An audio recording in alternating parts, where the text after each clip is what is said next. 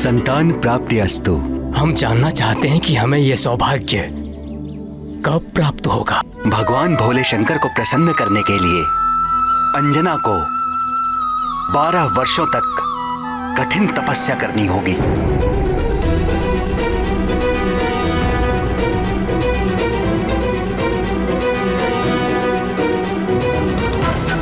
यहां से दक्षिण में त्रिलिंग देश में वेंकटाचल नामक पर्वत है, जिसे वाराह क्षेत्र भी कहते हैं। भगवान श्री विष्णु के तीसरे अवतार श्री आदि वाराह ने पृथ्वी का उद्धार करने के पश्चात उसी स्थान को अपना सतत निवास स्थान चुन लिया था।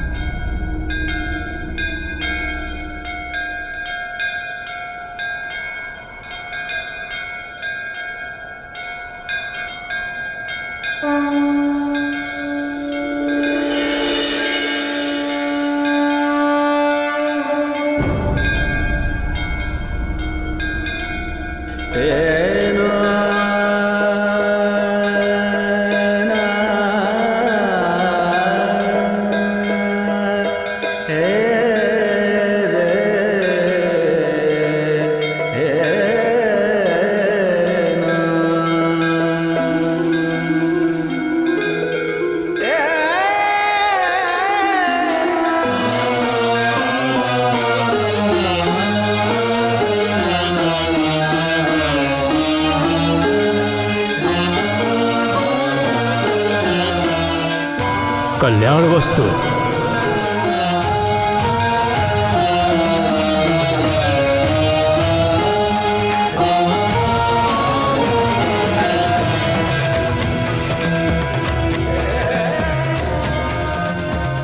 उसके उपरांत आकाश गंगा तीर्थ में स्नान करके तपस्या आरंभ करना। भगवान उमाकांत अवश्य कल्याण करेंगे।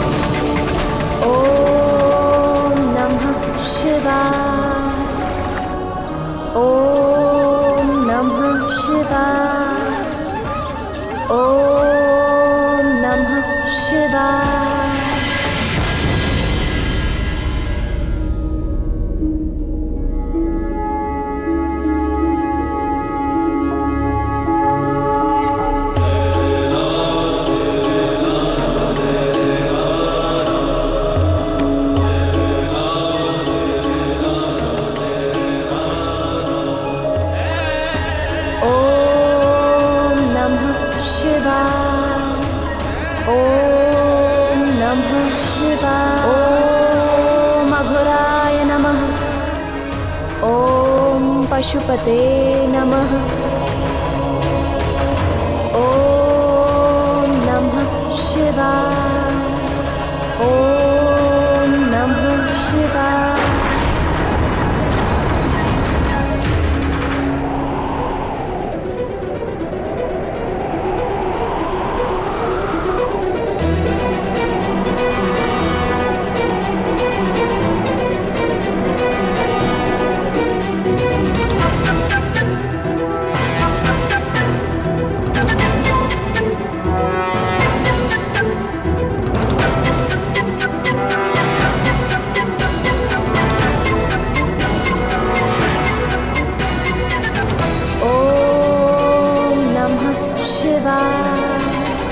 ॐ नमः शिवाय।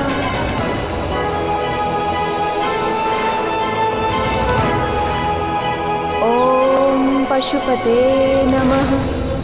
इसी प्रकार कठोर तप करते हुए 12 वर्ष व्यतीत हो गए। अंजना की इस घोर तपस्या को देख देखकर करुणामयी जगत जननी भगवती पार्वती का हृदय निरंतर पसीजता रहा, किंतु कैलाशपति भगवान आशुतोष अपनी समाधि से बाहर आने का कोई संकेत तक नहीं दे रहे थे।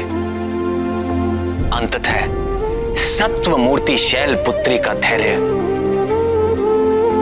छूटने लगा।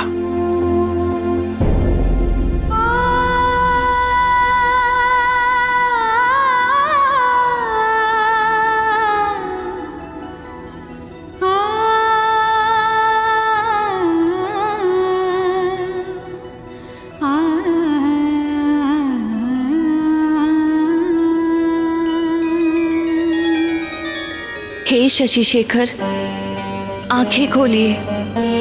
अंजना के तप से समस्त लोग कंपित हो उठे हैं। हे दीनानाथ, आप तो आशुतोष हैं, अपने भक्तों पर शीघ्र प्रसन्न हो जाते हैं। फिर अंजना के घोर तपस्या को तो 12 वर्ष बीत चुके हैं प्रभु, आप कब प्रसन्न होंगे? उस दीन के प्राण संकट में है दीनबंधु, दया कीजिए। आपके अंश का अवतार काल भी निकट आ पहुंचा है। आंखें खोलिए स्वामी और उसे उसकी तपस्या का फल दीजिए। आंखें खोलिए स्वामी और उसे उसकी तपस्या का फल दीजिए।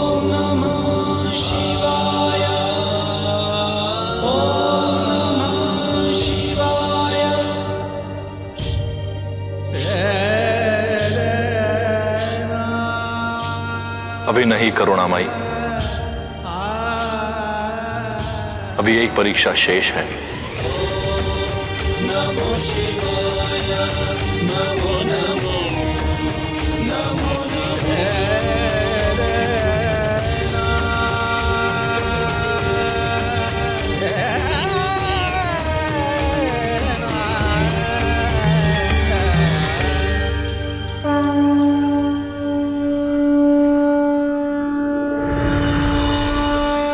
अंजना, तुम्हारा कल्याण हो पुत्री। तुम्हारी तपस्या पूर्ण हुई। आंखें खोलो पुत्री।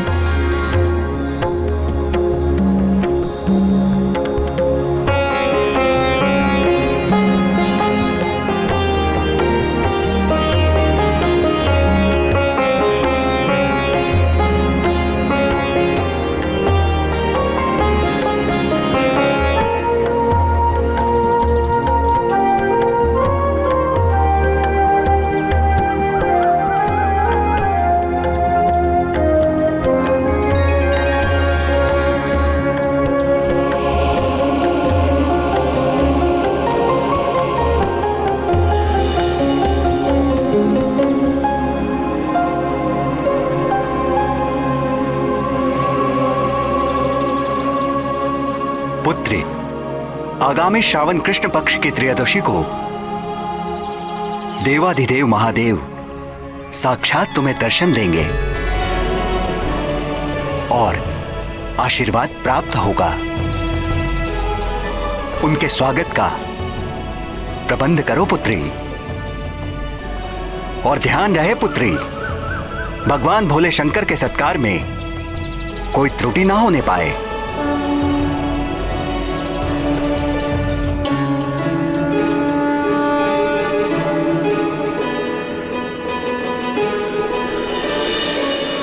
जब ब्रह्मा जी की 100 दिव्य वर्षों की आयु पूर्ण हो जाती है तो मैं प्रलयकालीन संवर्तक सूर्य बनकर अपनी प्रचंड किरणों से समुद्र, पृथ्वी और प्राणियों के शरीर से सारा जल सोख लेता हूं। जब समस्त ब्रह्मांड दहकने लगता है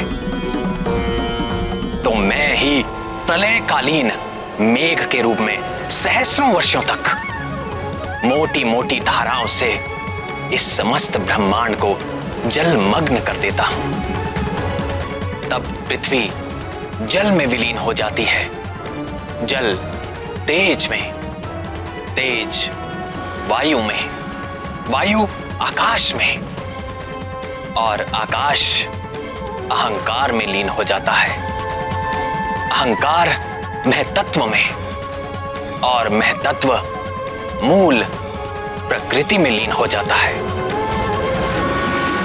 उस अवस्था में जब समस्त जीवों और देवताओं के साथ वेद और ब्रह्मा भी मुझ में समा चुके होते हैं, तो इस सृष्टि का उस प्राकृत प्रलय में लोप हो जाता है। फिर नवीन सृष्टि का समय आने पर मैं समस्त सृष्टि के तत्वों व उनकी एकता के द्वारा एक विराट शरीर की रचना करता हूं। उसी विराट शरीर की नाभि से नवीन ब्रह्मा प्रकट होते हैं।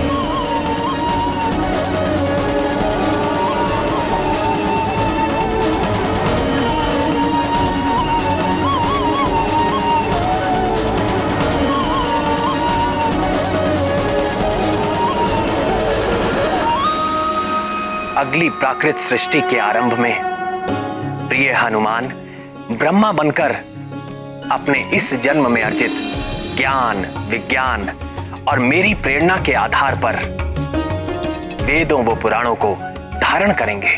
तत्पश्चात रजोगुण का आश्रय लेकर संकल्प शक्ति मात्र से सृष्टि कार्य में संलग्न होंगे और भू, भुआ और स्वः नामक त्रिलोकी की रचना करेंगे।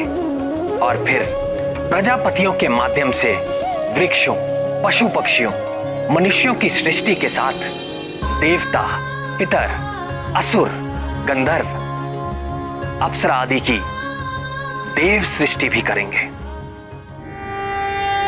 यन्नाभि पद्म भवनादहमासमीक्य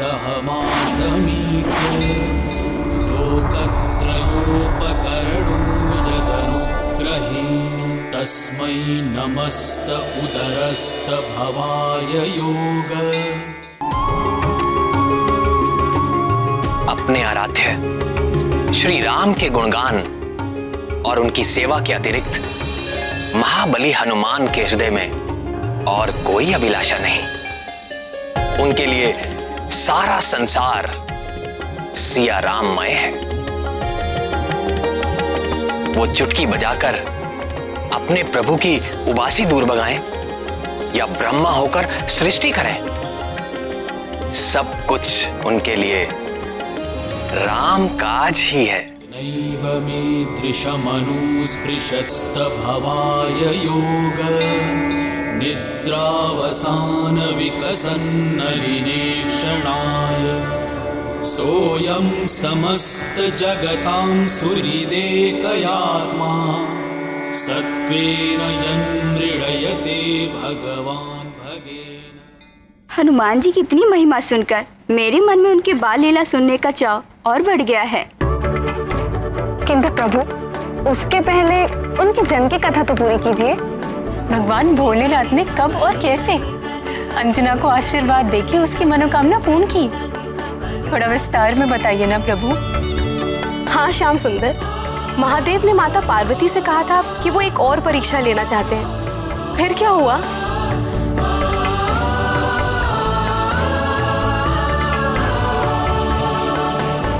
अंजना और केसरी को कहां यह ज्ञात था? वो तो भगवान नंदीश्वर के स्वागत का आयोजन कर उनकी प्रतीक्षा कर रहे थे। अंततः श्रावण कृष्ण पक्ष की त्रयोदशी का मंगलकारी दिन आ ही गया।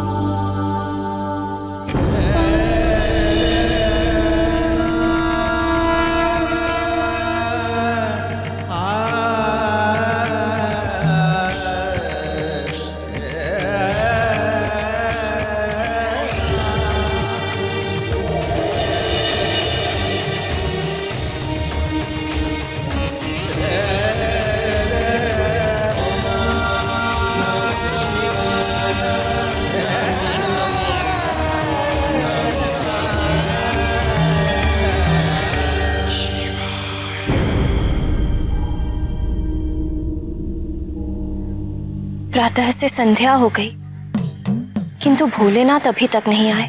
भक्ति भिक्षाम देहि, भवति भिक्षाम देहि, भवति भिक्षाम देहि।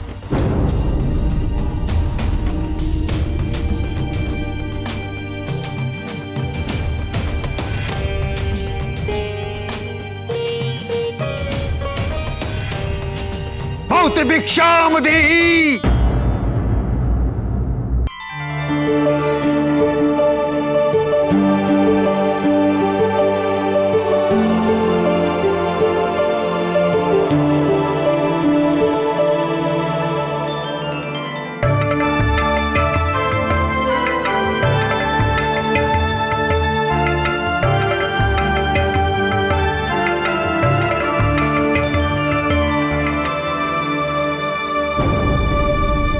क्या इस बूढ़े के साथ उपहास कर रही हो?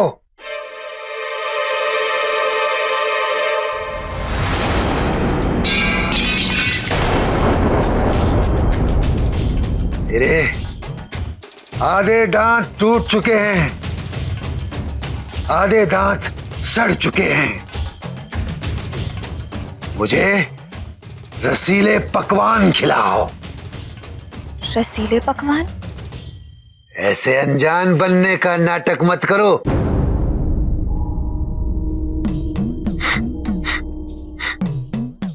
तुम्हारी रसोई में 56 भोग पकाए गए हैं और मैं बड़ी दूर से तुम्हारी उस सुगंध के पीछे यहां तक चला आया हूं। मैं वो भोग लगाए बगैर तुम्हारे इस द्वार से नहीं जाने वाला हूं।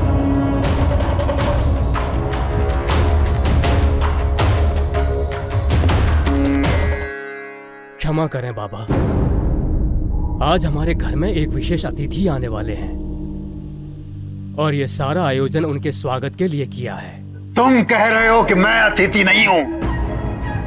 मैं बूढ़ा, दरिद्र, करूप हूं, इसलिए वो अतिथि नहीं होता जिसको न्योता देकर बुलाया जाए। अतिथि वही होता है जो बिना बुलाए किसी भी तिथि में चला जाए। नहीं नहीं बाबा, मेरी बात का अर्थ ये था कि ये सब हमारे इष्ट नहीं, अनिष्ट होगा तुम्हारा। मेरे समान बूढ़े दरिद्र भूखे को भोजन न करा के कोई भी इष्ट प्रसन्न नहीं होने वाला। बोलो, कराते हो 56 भोग? तो मैं चला।